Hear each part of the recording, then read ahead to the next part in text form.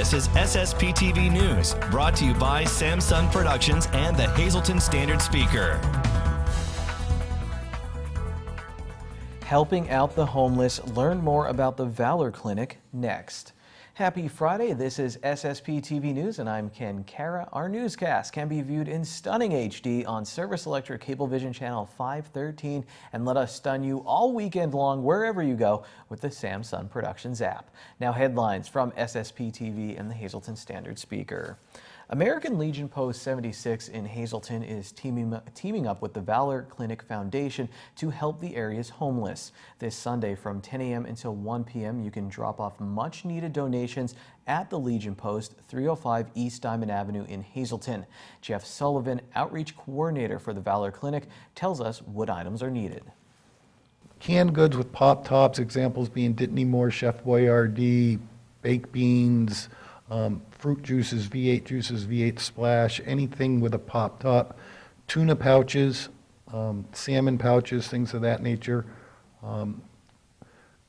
Personal hygiene needs are small tubes of toothpaste, individual packed toothbrushes, small cans of shaving cream, men's disposable razors, and women's hygiene, personal hygiene items. Those items are needed also.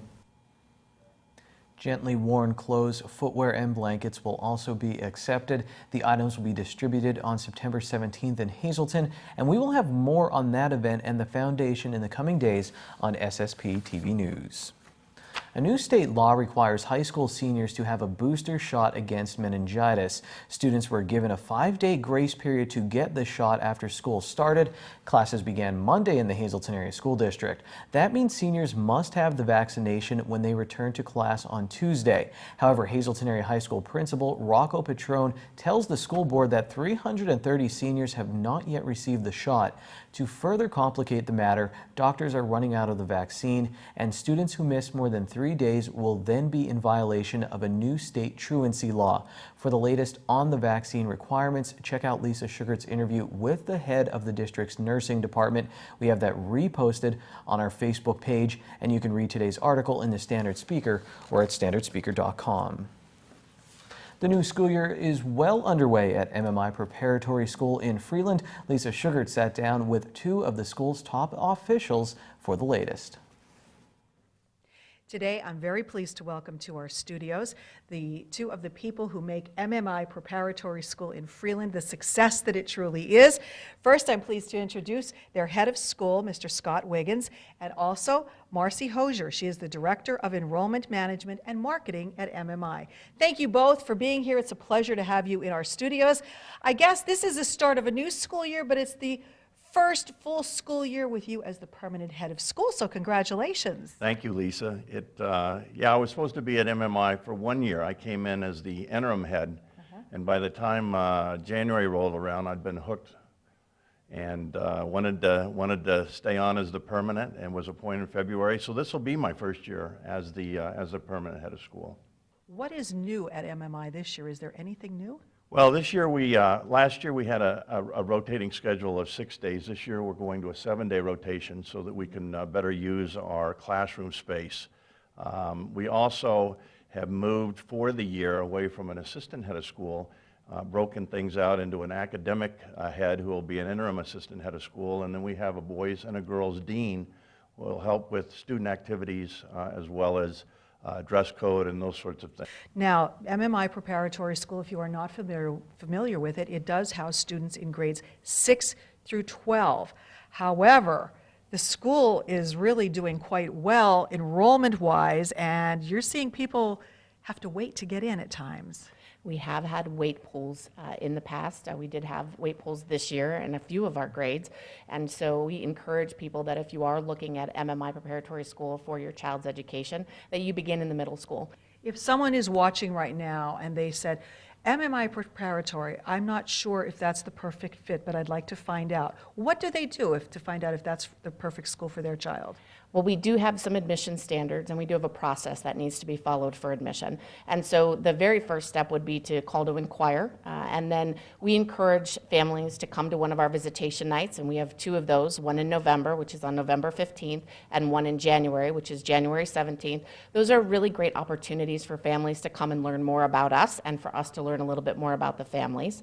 And then we also encourage every student who's interested in MMI to do a shadow day. And they come and they spend a day with one of our current students, and they get to experience what it's like to be at school at MMI. And then once you've done those things and you've applied to MMI, there's an entrance exam that's required. And so all students typically sit for the entrance exam the last Saturday in January. This year it's going to be January 27th. Well, we all want our children to succeed, so if you are interested in MMI Preparatory School, the best way to get in touch with the school? You can call us at 570-636-1108, or you can go to our website at www.mmiprep.org. All righty, well, I hope this is the first of many segments here with you folks. You are welcome back anytime to come and tell us what is happening at MMI. And if you are interested in this beautiful school right here in our area, please give them a call and check it out today. Thanks, Lisa. Coming up next, a little preview of the big event in Hazleton next weekend, Fun Fest. And later, our second Football Friday feature is about learning from mistakes. This is SSPTV News, your place for 24 hours of your hometown news and information.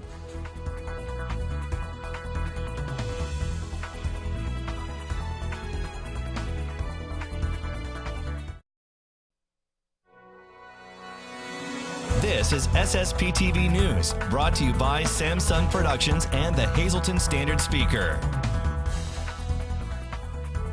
It is hard to believe it has been 39 years since the first ever Fun Fest in downtown Hazleton, and here we are now celebrating the 39th anniversary. Mary Malone is the president of the Greater Hazleton Chamber of Commerce, which I guess hosts this big event because Fun Fest is part of the Chamber of Commerce. Can you believe it has been this long for this event? It's amazing, Lisa, and I'm glad, thank you for the segue. It might be you and I talking here today, but there is a committee of very dedicated volunteers that work 12 months out of the year coming up with the theme, working on pulling together sponsors with me, as well as the booths and all of that. So, and one of those members, Joe Scarcella, was part of the original, as we call them, founding fathers for the event. So Rocco Colangelo Jr., it's a family affair. Rocco's father, Rocco Sr., was very much associated with folks like former Mayor Joe Iannuzzi, so a lot of history. So let's start with Saturday. These community groups coming out on September 9th. How important is this? It's great to get the word out about either their services, the chance to make a little money. And what I like about both Saturday and Sunday and the booths is it's not just for nonprofits. We have many downtown businesses, always booming and growing, which we love. And so this is the perfect connection of the Chamber's mission statement, where businesses and nonprofits coexist. So businesses that are open, just like our good friends here at Samsung Productions and SSPTV, will be on the street along right next to maybe a local church or another group that is looking to raise awareness as well as funds. So the booths are open both Saturday and Sunday from 12 to 7, which are also the festival hours. So the parade kicks off on Sunday at 2:30, is that correct? That's correct, and we actually start in West Hazleton. We'd like to shout out to Mayor Schmidt and the great team in West Hazleton, right around Citizens Bank that lines up all in that area and comes down. So my understanding is, Lisa, that this harkens back to prior to me being in the area over 20 years ago, to the Mummers Day Parade. So we actually have 3 award-winning fantastic string bands that will be with us.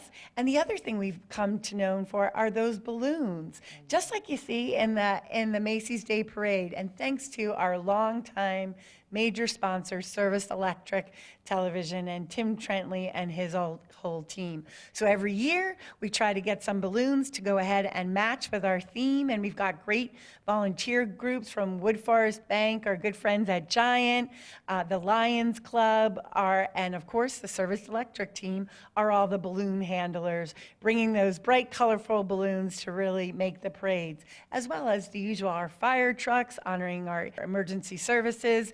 And I'll tell you what, Lisa, right today with what's going on down in Texas, we're in hurricane season. All around there, we really appreciate both fire, police, and all of our EMS personnel. All right, sounds great. Fun Fest, September 9th and 10th. You better have it on your calendar now, and we will see you right outside our studios here in downtown Hazleton. Time now for weather on SSPTV News. It's a nice start to the Labor Day weekend, although we may see some rain tomorrow. Here's our local forecast from the National Weather Service. Tonight will be partly cloudy and cold with a low of 44 degrees. Saturday, kind of cool too. We do have a 30% chance of rain, mainly after 9 a.m., mostly cloudy with a high near 60 degrees. And then for Saturday night, rain is likely, 70% chance, cloudy with a low of 53 degrees. On Sunday, rain likely again, mainly before 2 p.m., 60% chance, mostly cloudy, high of 68. At night, 30% chance of rain before 8 p.m., partly cloudy, low of 52. On Labor Day, sunny with a high in the mid-70s. Monday night, partly cloudy, low of 58. Tuesday, 40% chance of showers and thunderstorms, partly sunny with a high of 78 as it gets a bit warmer. And then Tuesday night, 50% chance of showers, mostly cloudy, low in the mid-50s. Tonight's weather is brought to you by Valley High Food Drive-In, the area's oldest ice cream and fast food restaurant. Stop by for our ice cream and yogurt, now featuring fat-free, no sugar-added soft frozen yogurt with flavors like vanilla, strawberry, and strawberries and cream. We also have burgers, hot dogs, fries, and much more. For daily hours, call 570-455-5362. That's Valley High, Route 93 in West Hazleton, and like us on Facebook. Let's check out our midday winning lottery numbers before we get to Adopt Me at the Hazleton Animal Shelter. Pick 2, 20, pick 3, 019, pick 4, 2585, pick 5, 15454, and your wild number is 5. And now a dog with a lot of energy and a very calm cat.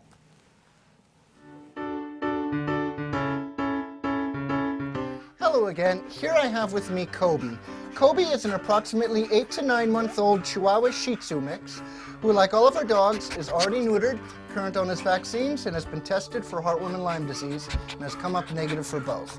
Kobe here is also microchipped. As you can see, he's very friendly and affectionate and extremely playful. We recommend for Kobe somebody who has experience with dogs in the past because he does have a lot of energy and will definitely need playtime and long walks. We're not sure what he's like with other animals, so as always, if you do have a dog of your own and are considering adopting, we recommend doing a meet and greet to make sure they're going to get along with each other. Kobe may not be best for families with smaller children, seeing as how they do love to pick up and carry animals around. That's it for this week's dog. Let's have a look at our cats. And here I have with me Elmo. Elmo is an approximately 1.5 to 2-year-old cat who, like all of our cats up for adoption, is currently neutered and good on all of his vaccines, including his rabies shot. Elmo has also been tested for feline leukemia and FIV and has come up negative for both. Here in the colony, he seems to do very well with the other cats, so we recommend him not only for first-timers, but anyone who has cats at home. He's also extremely affectionate and laid back, and as you can see, loves to be held. That's it for this week's pets. If anybody at home is interested in adopting Kobe, Elmo here, or any of the other animals we have up for adoption, please come on down to the Hazleton Animal Shelter here at 101 North Poplar Street. Time now for sports on SSPTV News. I'm guilty of forgetting that my favorite football players are human. They make mistakes, and what makes them great is that they learn from those mistakes and move on to make terrific plays. It's about consistency and not perfection, and it's a lesson you can learn right from the start. Here's our second Football Friday feature. For every cornerback that makes a game-changing interception, there's a quarterback shaking his head and heading back to the sideline. In football, just like life, no one's perfect. Mistakes are going to be made. Learn how to be tough. It's a tough game. It's a tough game, and life has become, I think, easier for us in a lot of aspects.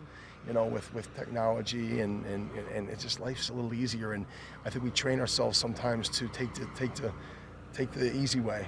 And I think football teaches you that things aren't easy. I mean, you have as much adversity in football as you do positivity. The lessons start at an early age for many players. What was a mistake maybe you used to make that coaches used to get on you on, and I was like, I really have to work on this? Blocking. What were you doing wrong maybe when you were blocking? Well, I wouldn't shuffle, and they would always just get past me, or I would have to hold them, but I'm trying not to do that this year. So how do you correct that? Is that footwork? Yeah, and coach told me to get my hands inside, and because as soon as I get them outside, the refs will call me for holding, so I just work on getting inside and my footwork. Learning never stops in the game of football, and even some of the most successful coaches and players had their doubts when they first started out. Hazleton Area High School head coach Mike Brennan has a state title to his name, but when he first started, he had butterflies in his stomach. My first year as a head coach in 1998, I had nightmares as to whether or not we're going to be able to. What if we can't even field a snap? You know, what if we can't? And sure enough, it rained like crazy in my first day as a head coach in 1998, and we were fumbling every snap. So you can only control so much, but we certainly learn every single year, every single day. You're trying to tweak things, try to make it better for your kids. Brennan's advice for kids is to stick with it, and he assures them that certain aspects of the game will get easier. It's a lesson Jacob Wolf has already learned at 12 years old. Did you ever get frustrated? Were you ever like, I don't know if I'm going to keep doing this? Yeah, I got frustrated a lot of times, but I just thought through and said I can do this, and I just inspired myself. How happy are you did stick with it? I'm happy. Hazleton Area senior running back and linebacker Adrian Otero is proof that perseverance pays off. He remembers making mistakes when he was younger, but he also remembers this. I remember my first touchdown, actually, like my celebration. Oh, really? That's what I remember, yeah. That was good right there. That was a fun day. What'd you do? What was your celebration? I had my hands out, just like one of these. Yeah, one of those, yeah. Just running around there. So I was happy, yeah. In football, you just have to pick yourself back up and get ready for the next play. You never know when something is going to click. Yeah, we watch them, grow from 5-year-olds right up to 12-year-olds, and you see the kids who are standing around maybe one year looking at the planes when they're flying over, counting the paratroopers that are flying down to the Hazleton Airport, and the next year you're looking and you ask who's that kid, and they're making a spectacular play, and you just can't believe it, like how quickly they grow and mature. And with these younger age kids, I mean, it could be a matter of 1 year making all the difference in the world. For more information on the Hazleton Area Football League or to help them out with a donation, find them on Facebook or you can call 570-751-6004. They also have a fantastic cheer program. More on that another day here on SSPTV News. Well, here's a look at our Week 2 high school football schedule. The Cougars, they travel to Wyoming Valley West looking to bounce back from last week's loss to Berwick. Tamaqua topped our Week 1 Coal Scale and they have their home opener against Monoy area. Marion, they're 1-0. They'll host Jim Thorpe, who also got a victory in Week 1. Shenandoah Valley is at Minersville, and North Schuylkill is at home against Steelton High Spire. Full recaps this weekend in the standard speaker of these games, and we'll have our Week 2 Coal Scale rankings for you on Tuesday. The Hazleton Area High School girls golf team teed off in their first match and captured their first victory. Here's the SSPTV standard speaker scoreboard. Grace Babinchak hit a 44 and Maren Dremok had hit a 45 for the Lady Cougars, who beat Scranton Prep on the road. MMI, they edged Wyoming Seminary in golf, and Tamaqua, they beat Jim Thorpe. In girls tennis, Hazleton Area keeps winning, and MMI, they lost to Wyoming Seminary. The Rail Riders ended August with a loss, and Ron Marchetti is here now for Short Shots. I hope you're ready.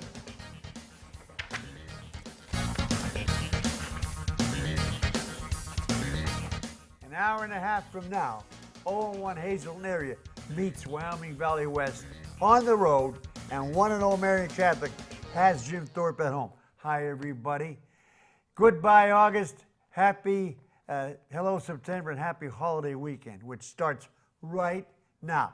This is Short Shots. In review, last Friday night at Harmon Geist Memorial Field, Hazleton Area's defense played well, but the offense did not, turning the ball over 3 critical times that went on to produce 17 points for Berwick, who won the game 24-10. I thought the timing and situation was right for Berwick to go down, but it wasn't to be, mainly because of costly mistakes and an incoherent offense. One bright thing was Davey Smith, who had 82 yards in receptions. But the bottom line is the only real hitter would be a victory tonight in Kingston over Valley West. Marion Catholic opened their season with a 19-13 win over Fairfield in hometown. It was Coach Pat Morgan's first win as Marion coach. What else? As expected, Floyd Mayweather TKO'd Conor McGregor in the 10th. Mayweather will now stay retired at 50-0 while laughing all the way to the bank after earning $340 million. Mother of God, McGregor cleared $100 million. Not too shabby. Contribution from the champ to Houston would be nice. Former Villanova University basketball coach Raleigh Massimino died on Wednesday. The Wildcats team of 1986 is still the lowest seeded team in that 64-team tournament to ever win the NCAA title. Coach Mass was 82. This is an exciting weekend, starting with high school football tonight. College football swings into high gear tomorrow. Penn State opens with Akron at Beaver. Notre Dame, playing in the shadows this season, opens with Temple at home. Army opens with Fordham at West Point.